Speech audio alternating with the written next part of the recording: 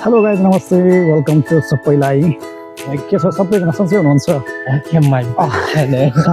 Welcome thanks so आज चाहिँ हामीहरू जापानको अकामा प्रिफेक्चरमा रहेको एउटा सुन्दर टेम्पलमा जाँदैछौँ र म सँगै मेरो साथी स्टेफिन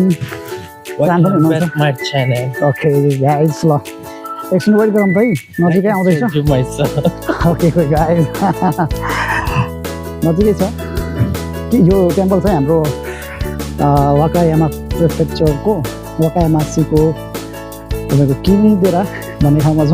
यो किमिदेरा स्टेसनबाट लगभग तपाईँको 10-15 मिनटको यात्रा तय गरिसकेपछि आउँछ। अलि उकालो चढ्नुपर्ने अवस्था देखिन्छ यहाँ।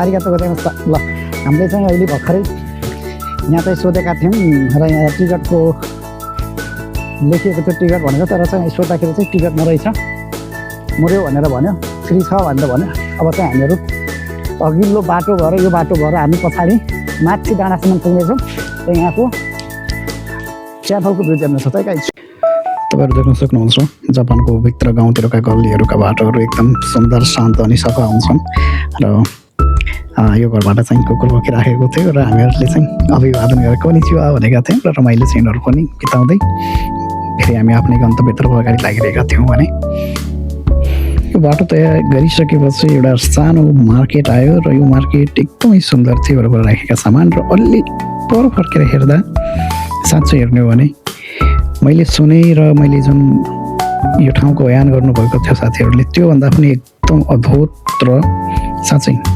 मनमोहक दृश्य थियो। यहीँ वरपर सानसाना पसलहरू स्टलहरू जुन अनि भ्यालुएबल सामानहरू पाइन्थ्यो यता र वास्तवमा हेर्ने हो भने जुन साँझ पखेको त्यो सूर्यका किरणहरूले मन्दिरको जुन यो इन्ट्रान्स गेट थियो त्यो चाहिँ कलरसँग अनि सूर्यका किरणले एउटा अद्भुत रङ आफै बनाइरहेको थियो भन्ने जस्तो आभास भइरहेको थियो। वास्तवमा हेर्ने हो भने हामी बिस्तारै सिँढी चढ्दै मन्दिरको गेटसम्म पुगिरहेका थियौँ र यताउता जुन शिल्पकलाहरू थियो, जुन यो आर्किटेक्ट थियो, साँच्चै अद्भुत थियो कि यो वास्तवमा एकदम सुन्दर ठाउँ छ यो। पक्कै पनि हामी उत्साहित थियौँ यो भित्र जान।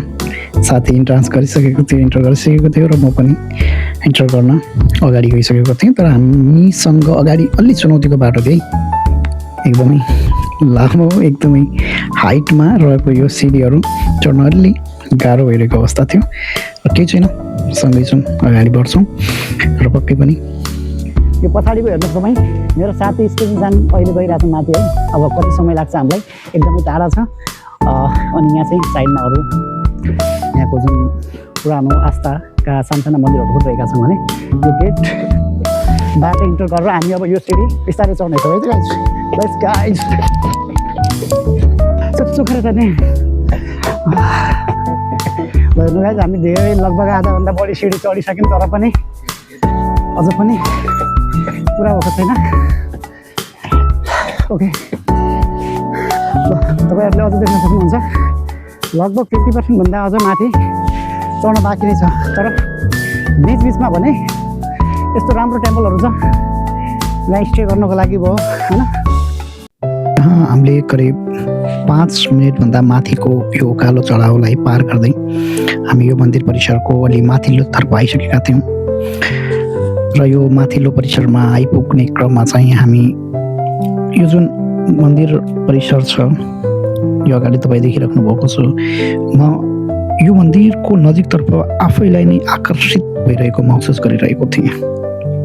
जापानमा हप्ताौँसम्मको कन्टिन्यू कामको प्रेसरले गर्दा मन खिन्न भएको हुन्छ अनि मानसिक रूपमा पनि त्यत्तिकै बोर फिल भइरहेको हुन्छ र यस्तो प्रकृतिमय ठाउँ र यति शान्त ठाउँलाई वरपर निहालेर हेर्दा साँच्चै एउटा प्रकृतिको कोखमा निर्मित यो क्षेत्र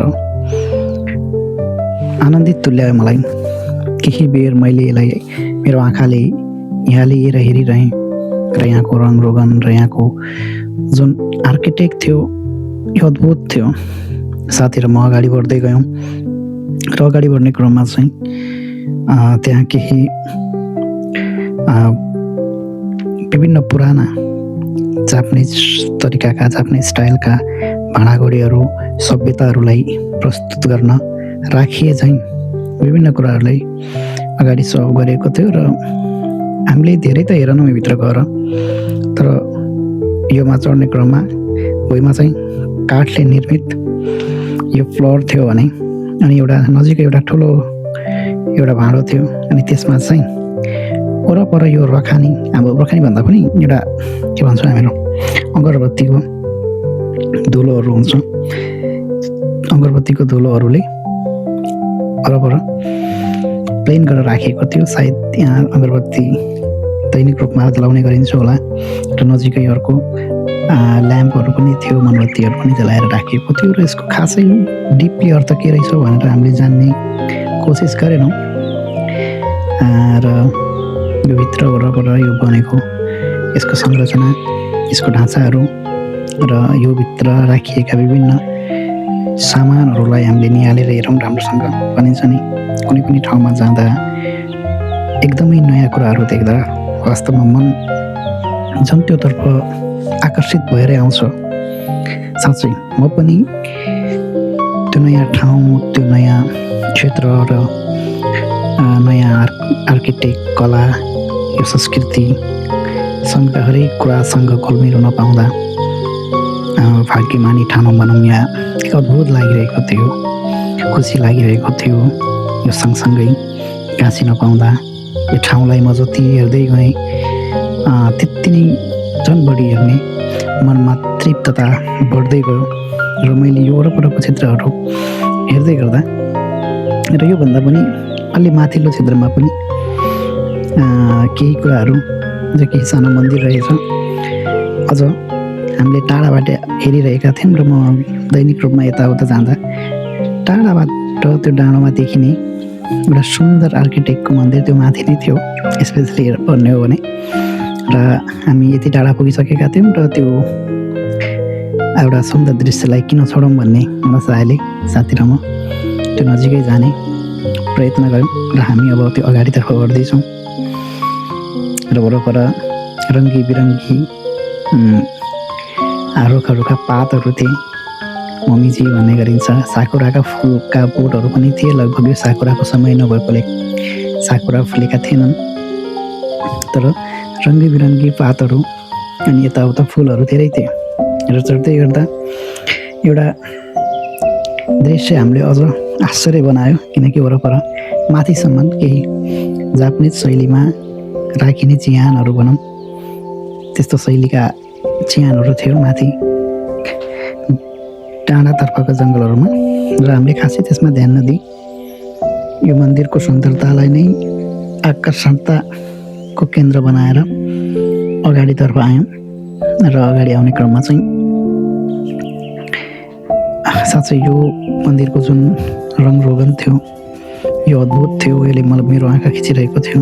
सँगसँगै यसको सुन्दरतालाई निहाल्न मैले एउटा भिडियो पनि बनाइहालेँ, किन छोड्ने भनेर। केही अटोमेटिक पोइन्टहरू पनि थियो केही, होइन, अगाडि जाँदाखेरि आफै पानी आउँछ। यो साँझको सूर्यास्तको समय जुन समुद्रबाट देखिँदैछ र यति राम्रो दृश्य किन छोड्ने गरेर क्याप्चर गरिहालेँ यसलाई पनि मैले। हेलो, हामी समुद्र सतहदेखि करिब 50-60 मिटर उचाइमा आइसकेका छौँ र यो उचाइमा आउँदाखेरि यो उचाइबाट देखिने सुन्दर समुद्र अनि समुद्र छेउमै बसेको सुन्दर बस्तीबाट अलि माथिमा रहेको पहाडको उचाइमा रहेको यो ठाउँ एकदम सुन्दर छ।